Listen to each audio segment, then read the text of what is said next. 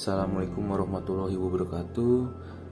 Pada kali ini kami akan mempresentasikan mengenai audit, pelatihan, serta pengembangan yang akan dibawakan oleh Rama Rahmawansyah dan Guntur Ramadiantoro. Audit kesehatan dan keselamatan kerja K3. Audit atau pemeriksaan dalam arti luas bermakna evaluasi terhadap suatu organisasi, sistem, proses, atau produk.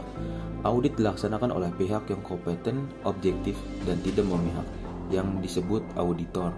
Tujuannya adalah untuk melakukan verifikasi bahwa subjek dari audit telah diselesaikan atau berjalan sesuai dengan standar, regulasi, dan praktik yang telah disetujui dan diterima. Menurut Solia dan Johan, keselamatan dan kesehatan kerja atau K3 merupakan suatu upaya untuk menciptakan susunan pekerja yang aman, nyaman, dan tujuan akhirnya mencapai produktivitas tinggi-tingginya. Menurut IBK Bayangkara, keselamatan dan kesehatan kerja mengacu pada kondisi fisiologis, fisik, dan psikologis karyawan yang diakibatkan oleh lingkungan dan fasilitas kerja yang disediakan oleh perusahaan. Tujuan audit keselamatan dan kesehatan kerja yang pertama, mencegah dan mengurangi kecelakaan dan penyakit akibat kerja. Serta yang kedua, menciptakan tempat kerja yang aman terhadap kebakaran, peledakan, dan kerusakan yang pada akhirnya akan melindungi investasi yang serta membuat tempat kerja yang sehat. Yang ketiga, menciptakan efisiensi dan produktivitas kerja karena menurunnya biaya kompensasi akibat sakit atau kecelakaan kerja. Manfaat melakukan audit ketiga. Yang pertama, pihak manajemen dapat mengetahui kelemahan-kelemahan unsur sistem operasional sebelum timbul gangguan operasional, kecelakaan, insiden, dan kerugian yang lainnya.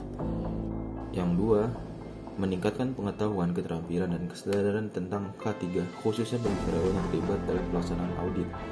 Serta yang ketiga, meningkatkan produktivitas kerja. Penilaian diri dilakukan oleh perusahaan sebagai upaya menilai secara kritis dan objektif terhadap bahaya dan risiko yang dapat menjadi ancaman. Perlengkapan dan peralatan standar K3. Yang pertama adalah pelindung kepala atau hard hat, serta yang kedua ada pelindung mata atau safety glasses or goggles. Yang ketiga pelindung telinga, earplug atau earmuff. Yang keempat pelindung wajah atau face shield, dan yang kelima pelindung hidung dan mulut, masker, dan yang terakhir pelindung tangan atau jari.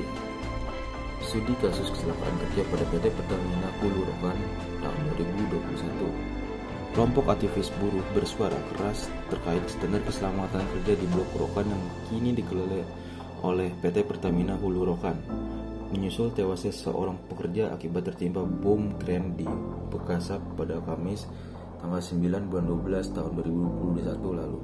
Dalam peristiwa nahas tersebut, pekerja migas di Blok Rokan tewas usai kepalanya tertimpa boom crane yang beraktivitas pada pukul 9 malam.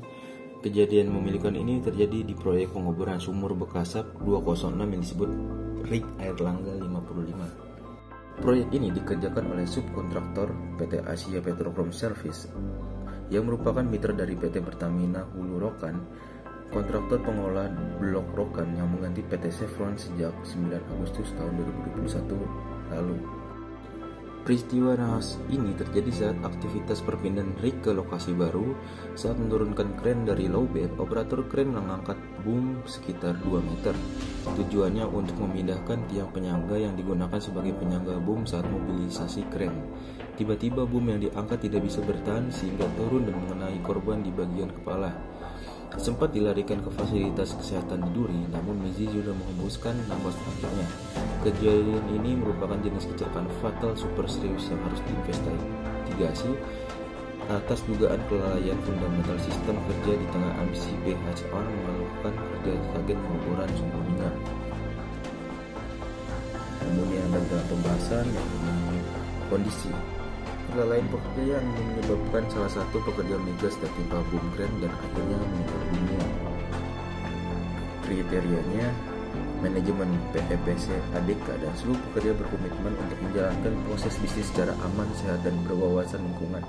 Untuk mewujudkan komitmen tersebut, PEPC ADK menetapkan Health, Safety, Security, and Environment atau HSSE. Penyebab kejadian tersebut adalah yang pertama, standar keselamatan kerja di Pertamina Blok Rokan cenderung turun.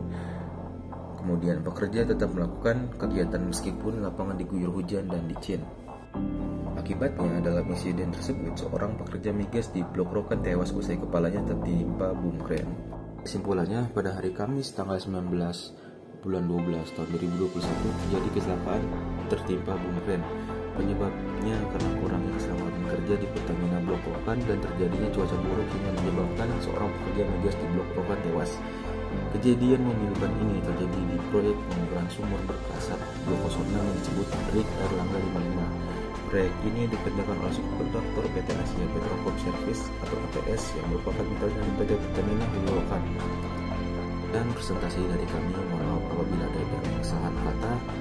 Selebihnya dimaafkan. Wassalamualaikum warahmatullahi wabarakatuh.